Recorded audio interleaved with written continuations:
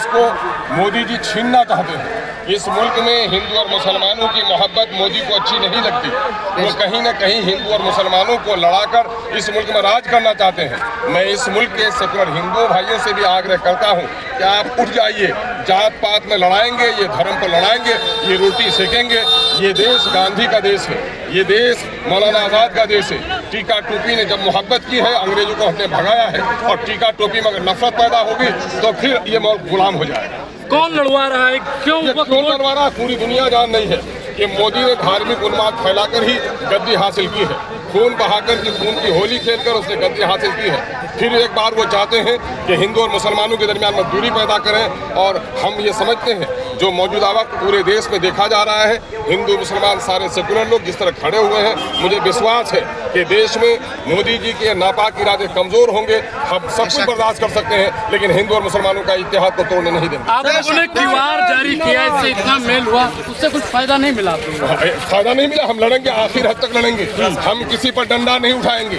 अगर सच बोलने के खातिर मेरी गर्दन भी कटेगी तो हम अपनी गर्दन कटवाने के लिए बर्दाश्त कर जाएंगे, लेकिन अपने शरीयत पर कोई हमला, मुल्क के आईन पर, मुल्क के संविधान पर कोई हमला बर्दाश्त नहीं करेंगे।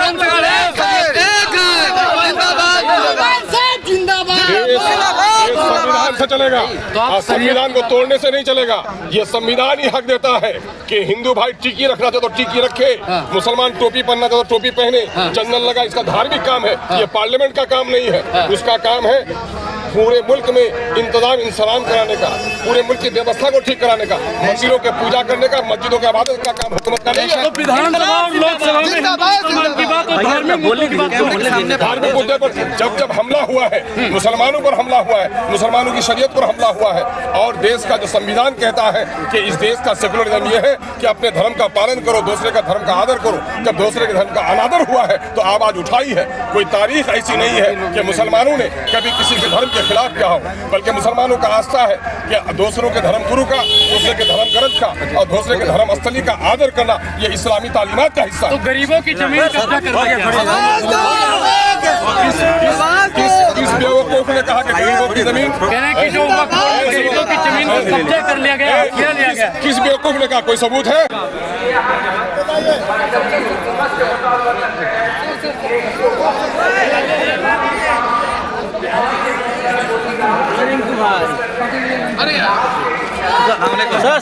सर बोलिए, क्या कुछ मामला सर? वक्त तरमीमी बिल 2024 से काला कानून है, मुसलमानों पर है और हिंदू मुसलमानों के इत्तेहाद पर है। हम सब कुछ बर्दाश्त कर सकते हैं, ये काला कानून बर्दाश्त नहीं कर सकते।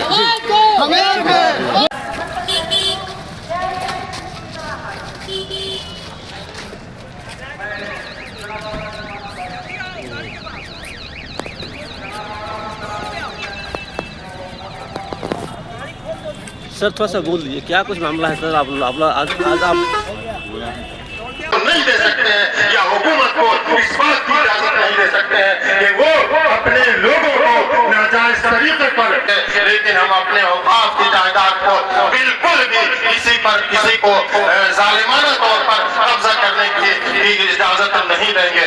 हम हुकूमत हिंद को ये बता देना चाहते हैं कि हम इस 2024 में जो वक्त तरमीमी बिल ये हुकूमत ने लाई है, इसे कुल्ली तौर पर मुस्तरद करते हैं और हुकूमत को ये बता देना चाहते हैं कि हमें किसी भी हाल में किसी तरह का